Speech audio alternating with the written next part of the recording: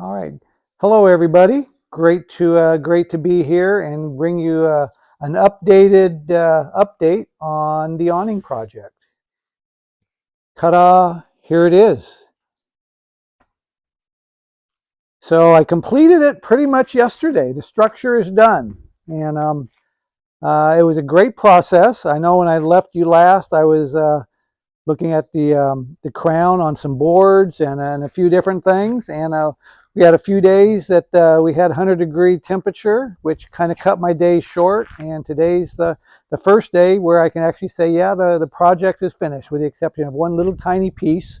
But we're done. We got the roof on. We got everything accomplished, and I'm really happy with it. I'm really pleased. I think it came out good. I never really had any plan written down on paper.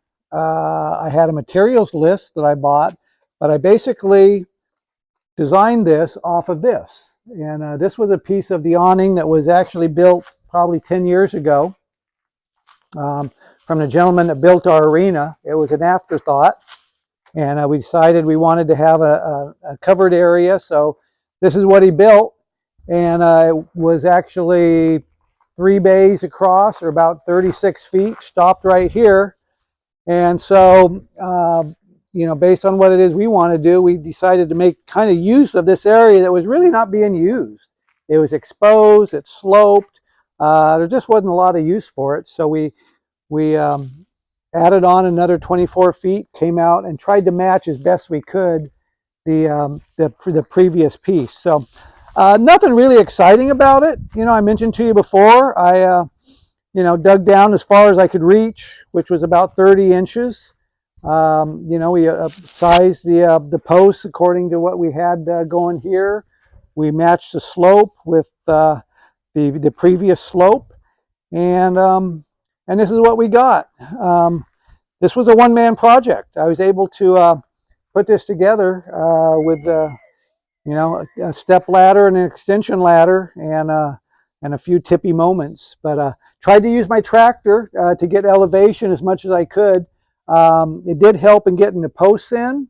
I could bring the posts up to the hole and tip them into the hole with the tractor. But beyond that, it's pretty much everything with the ladder. And I remember an electrician, Bill, who did a lot of electrical work for us when he first moved here.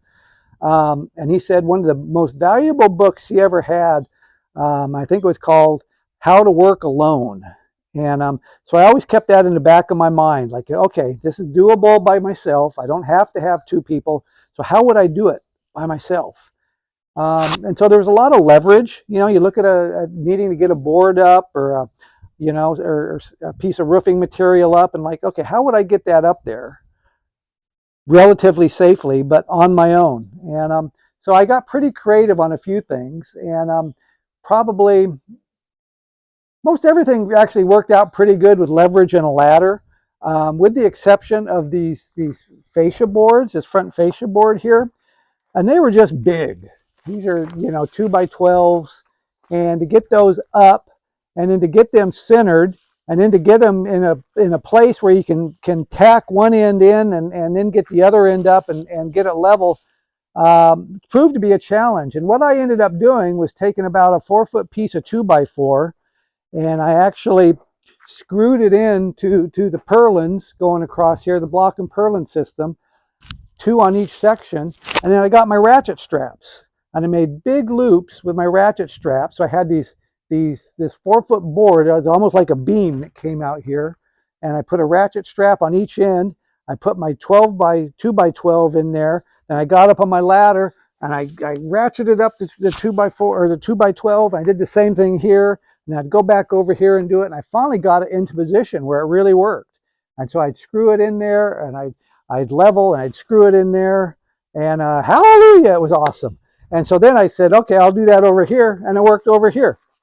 So again, I had basically two arms, 2 beams that extended out far enough that I could get my at the top height, the top that I needed them to be, and allowed me to ratchet up to and touching those beams, because they were at the same height that the roof was going to be. So that proved to be probably the trickiest piece, that and just dealing with the weather.